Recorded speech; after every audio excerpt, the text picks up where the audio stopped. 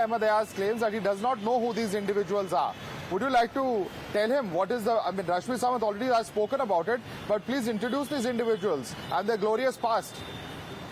Well, Madhav, for starters, I don't know Mr. Ayaz is a political commentator from India or from Pakistan, because as of now he sounds more like a political analyst from Pakistan who doesn't know the basic sections of the United Nations resolution. The resolution it's sequential and it's basically conditional. So the conditions are that Pakistan needs to vacate all of its military from the occupation of the entirety of Jammu and Kashmir.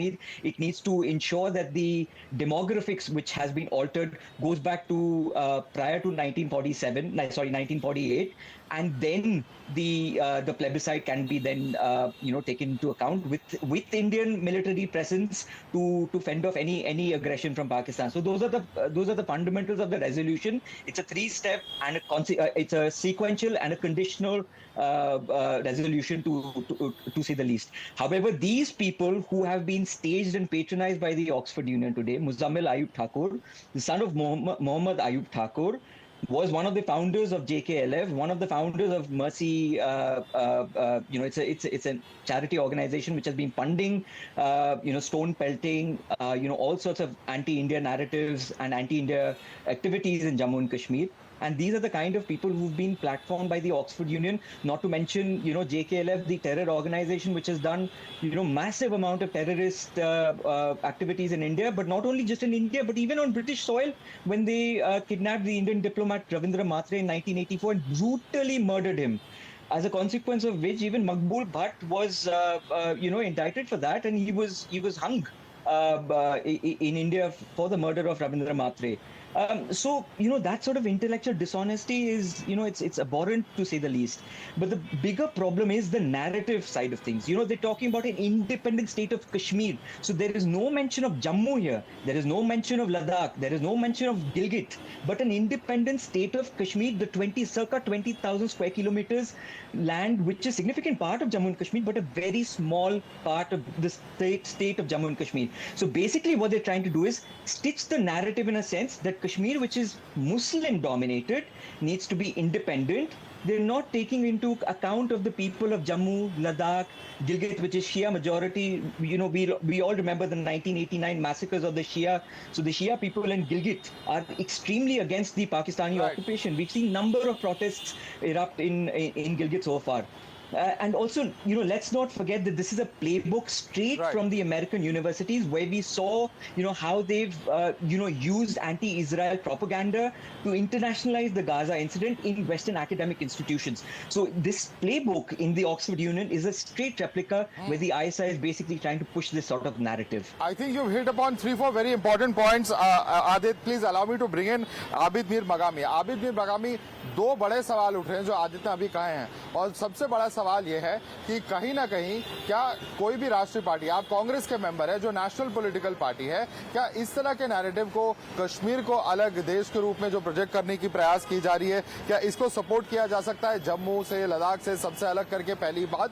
और दूसरी बात जो सवाल ये उठ रही है, it's that when there is a narrative, what has happened of course in the fighting, the violence in Israel and Gaza, that has led to a narrative that has supported the people of Gaza, that has supported even terror groups that exist in Gaza.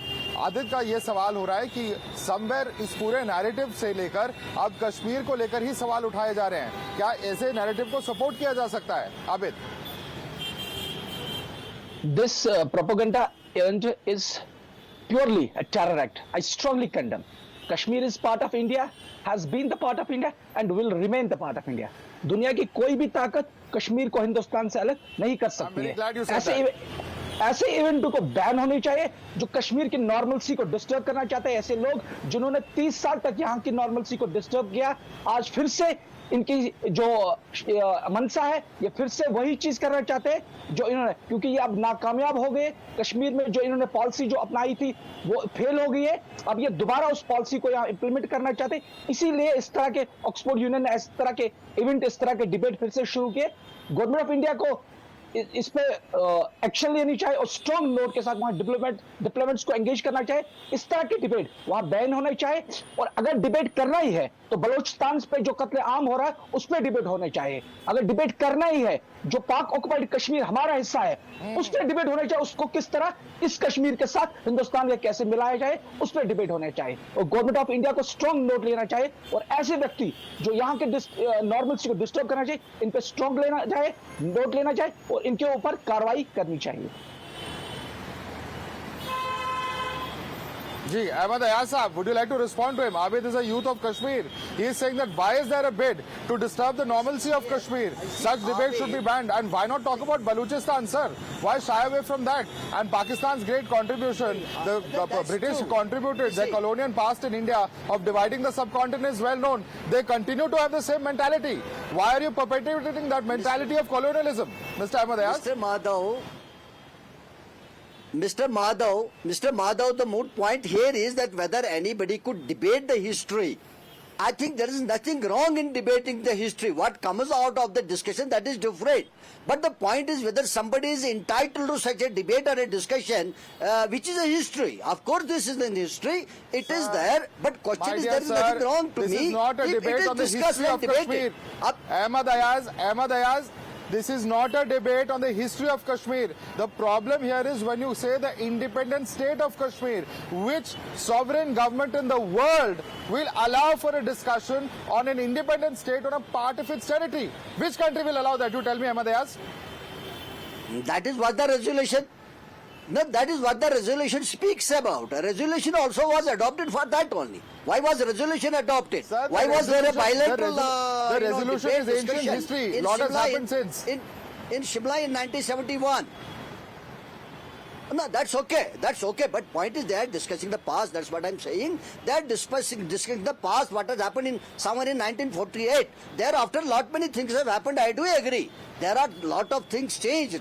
We don't say no. But the point is that whether anybody could discuss such a debate. To me, that's what I say. To me, there is nothing wrong in debating. There is nothing wrong in discussing. We cannot stop anybody from debating. There is nothing wrong in debating an independent state, Mr. Ahmad Ayaz. I don't know. Debate is a different thing. No. Debating an issue is different from allowing for an independent state of Kashmir. And I think, Mr. Ahmad Ayaz, a lot of Indians would be very, very strongly in disagreement with the position that you're taking here today, because this is a position that is diametrically against the position of what we as our government have taken. I want Rashmi Sawant to quickly counter that. Rashmi Sawant, nothing wrong with the debate on history. Is this just an ordinary historical debate?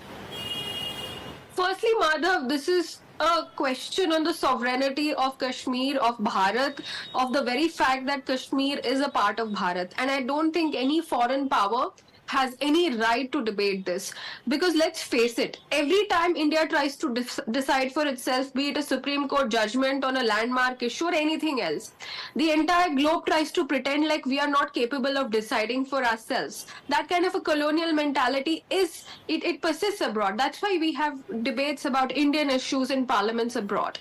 But the minute our own people try to legitimize it, citizens of Bharat try to legitimize it, like the gentleman on this debate is doing, it becomes extremely toxic.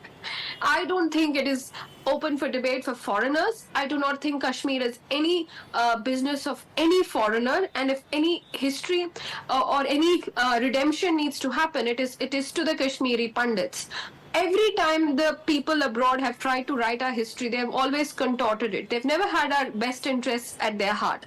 So to even to say that they have the liberty to discuss it, when we know what they've done in the name of history, in the name of business, in the name of expansion, is a disservice to our history, is a disservice to our freedom fighters, is a disservice to our heritage, to allow these very Britishers, to allow this very British institution to today dissect our sovereignty and what decides what deserves to be part of our nation or not.